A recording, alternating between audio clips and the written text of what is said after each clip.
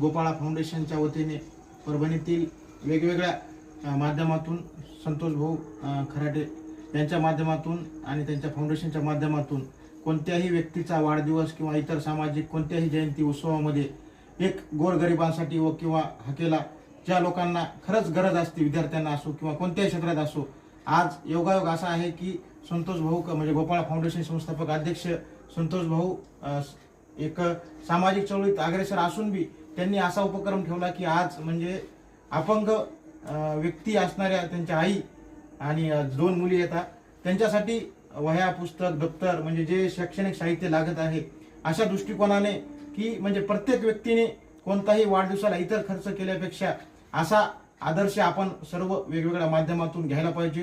हेच आदर्श गोपाळा फाउंडेशन आज परभणीतच नाही अख्ख्या महाराष्ट्रामध्ये याचा आदर्शाचा वर्षवस होत आहे. या दृष्टिकोनाने आज त्यांनी 2 बालकांना, एक 7वीला आहे आणि एक 4थीला आहे, 6वीला दोघी जुळवा आहेत. म्हणजे योगायोग पहा की जुळ्या बहिणीला आज या ठिकाणी एक सारखे दप्तर, त्याच्यामध्ये पूर्ण साहित्य आहे शैक्षणिक त्यांना लागण्यासाठी.